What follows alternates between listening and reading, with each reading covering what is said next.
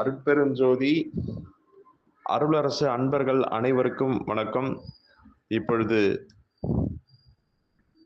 மார்கழி மாத பலன்களான மகர ராசிக்கு ராசி பலன்களை பற்றி சிந்திப்போம். மகர ராசி அன்பர்களுக்கு கடந்த சில மாதங்களாகவே தொழிலுக்கான அத்தனை முயற்சியும் செய்து இறுதியில் ஏமாற்றம் ஒன்றே தீர்வாக அமைவதை கண்டு மனம் வலித்து,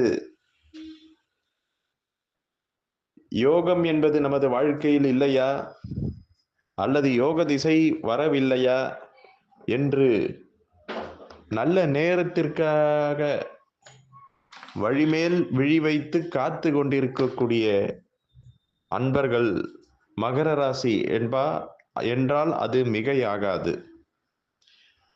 தொழிலுக்கான எத்தனை விஷயங்களாக செய்ய முடியுமோ அத்தனை விஷயங்களும் செய்து கொண்டு தான் இருக்கிறீர்கள். அதே சமயம் வீடு மனை விஷயங்களில் உடனே முடிவெடுப்பதற்கான செயல்பாடுகளை சற்று தள்ளி வைக்க வேண்டும் என்பதை இந்த அருளரசு அன்பர்களும் நலனுக்காக முன்கூட்டியே தெரிவித்துக் கொள்கிறோம். ஏதேனும் ஒரு வீடு வாங்கிறது அல்லது ஏதேனும் ஒரு மனை வாங்கிறது அல்லது விற்பனை செய்வது போன்ற விஷயங்களில் மிக கவனமுடன் பொறுமையுடன் கையாளுதல் வேண்டும்.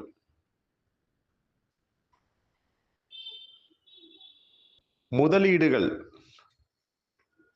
பங்கு வர்த்தகத்தில் முதலீடு செய்வது அல்லது தங்கத்தில் முதலீடு செய்வது போன்ற விஷயங்களை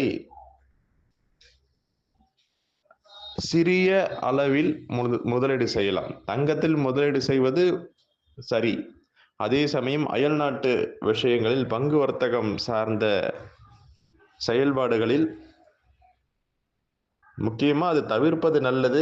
அதுவே தொழிலாக இருக்கும் பட்சத்தில் சிறிய சிறிய அளவிலான முதலீடுகளை மட்டும் செயல்படுத்துவது மிக நல்லது. கணவன் மனைவி வழியில் ஏதேனும் சில மாற்று கருத்துக்கள் அதிகம் இருக்கும். அதே சமயம் ஒரு பிணக்குகளும் வந்து சேரக்கூடிய மாதம் இந்த மாதம்.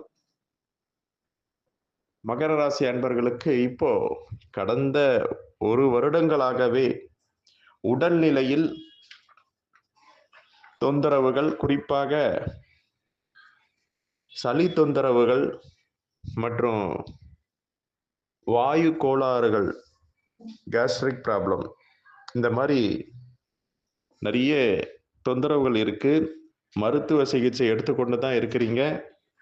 அதே சமயம் எதிர்மறையாக இதில் சொல்கிறோமே என்று நினைக்க வேண்டாம். வருவதை சொல்கிறோம். எச்சரிக்கையாக இருக்க வேண்டும் என்பதற்காகத்தான் சொல்கிறோம். இல்லாததை ஆஹா ஓஹோன்னு சொல்லக்கூடாது.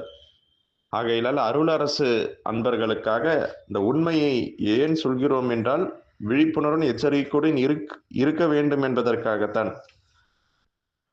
என்னடா இது, நமக்கு தொழிலும் சரியா வரமாட்டேங்குது,